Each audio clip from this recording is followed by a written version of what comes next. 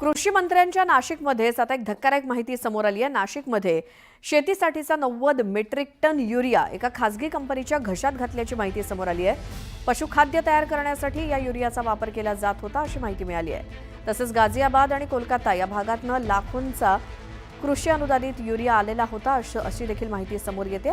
या प्रकरणी आता कंपनी संचालक आणि युरिया पुरवठादारासह 9 जणांवरती दिंडोरी पोलिसात गुन्हा दाखल झालाय। तसंच हा 90 मेट्रिक टन युरिया जप्त करण्यात आलाय।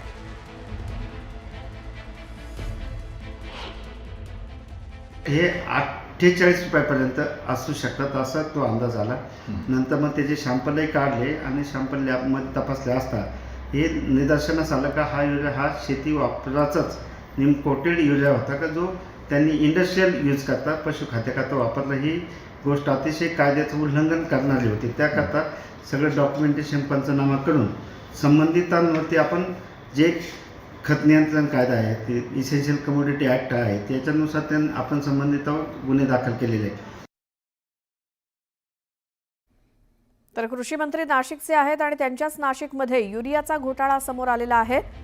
90 मेट्रिक टन युरिया जप्त करण्यात आलाय। दिंडोरीमध्ये गुन्हा दाखल झालाय। कोट्यवधीचा हा युरिया घोटाळा नाशिकमध्ये पशुखाद्य तयार करण्यासाठी युरियाचा वापर केला जात होता आणि एका खासगी कंपनीच्या घशात 90 मेट्रिक टन युरिया घातल्याचा हा प्रकार। अधिक माहिती आपण घेऊयात। आमचे प्रतिनिधी नाशिकमधनं लक्ष्मण घाटोळ आपल्या सोबत जोडले गेले आहेत। लक्ष्मण, हा युरिया घोटाळा नेमका काय आहे?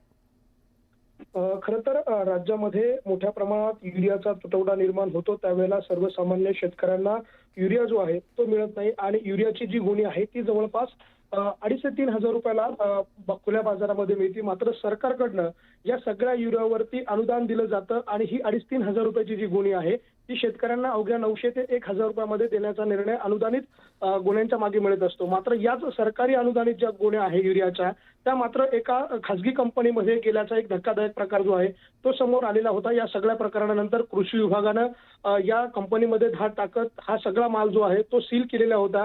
ज्या अनुदानित गोण्या आहेत त्या खासगी गोदामामध्ये मिळून आलेल्या होत्या आणि या सगळ्या प्रकरणामध्ये राज्याचे कृषी मंत्री माणिकराव कोकाटे यांनी देखील गंभीर दखल घेतलेली होती आणि या सगळ्या प्रकरणाची चौकशी करून या संबंधितांच्या विरोधामध्ये गुन्हे दाखल करण्याचे आदेश राज्याचे कृषी मंत्री माणिकराव कोकाटे यांनी दिलेले होते आणि याच सगळ्या अनुषंगानं आता कृषी विभागाने या सगळ्या प्रकरणामध्ये गुन्हे दाखल करायला सुरुवात केलेली आहे। आतापर्यंत 2 गुन्हे जे आहे या प्रकरणामध्ये दाखल करण्यात आलेले आहे आणि इतर तपास जो आहे तो आता केला जातोय। लक्ष्मण, धन्यवाद या माहितीसाठी।